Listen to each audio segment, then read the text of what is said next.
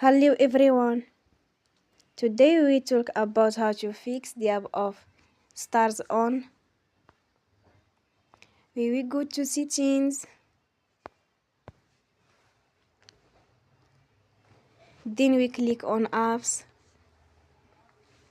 After that we will search the app Starz on until we click. Then we will on for stop. After that we will go to storage. Then we click on clear cache.